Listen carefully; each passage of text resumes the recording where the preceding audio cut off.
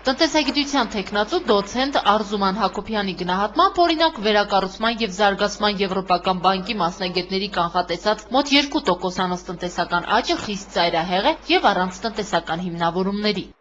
Եթե մեր տնտեսական համակարգում ուրեմն անընդհատ բյուջետային դեֆիցիտ կա,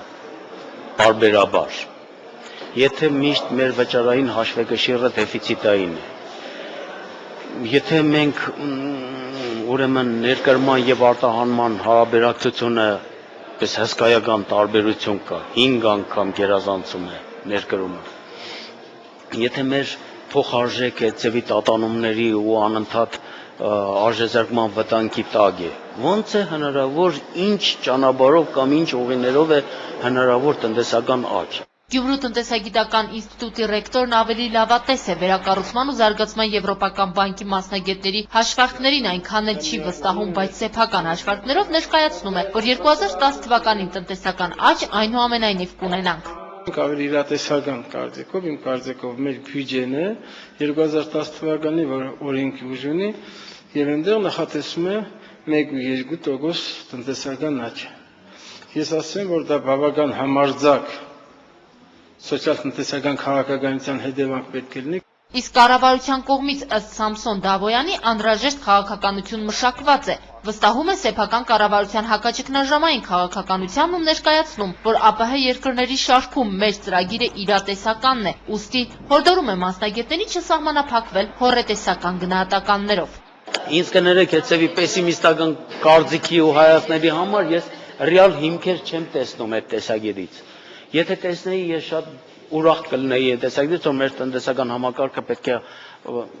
վերջիվերջով դա պետք է տեղի ունենա, բայց մոտ ապագայում օրինակ խոսքը վերաբերում է 2010 թվականին, ես բոլորովին տնտեսական աճի որևէ հիմք տեսնել չեմ կարող։ Տնտեսական տարի վերլուծելու և կանխատեսումներ անելու ժամանակ չպետք է մոռանալ արտաքին պարտքի մասին, որը գնալով մեծանում է, շարունակում է տնտեսագետը, իսկ 2009 թվականի դրությամբ Հայաստանի արտաքին պարտքը մոտավորապես մեր երկրի համախառն ներքին արդյունքի 34%-ն է կազմում, սակայն այս ցուցանիշը այնքան էլ վտանգավոր չի համարում մասնագետ Սամսոն Դավոյանը, նշելով, վտանգավորության սահմանը 80%-ն է միայն։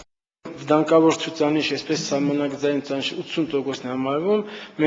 մենք որ վերցրել ենք միլիարդ ու կեսի փաստորեն համաշխարհային բանկից, մենք վերցրել ենք Ռուսաստանի կառավարության, այդ 3 վարկերը միասին մոտավորապես միլիարդ ու կես է, նորից մենք այդ վտանգավոր շեմին չենք հասել։ Մեր տնտեսության համար դա վտանգավոր է այն տեսակետից, որ մենք տնտեսական աճ չունենք եւ զարգացում չունենք այդ տեսակետից։ Այքանի գնում ենքան տնտեսական անկման պայմաններում արտաքին պարտքի ինչքան էլ ցածր տոկոս լինի հնայի նկատմամբ,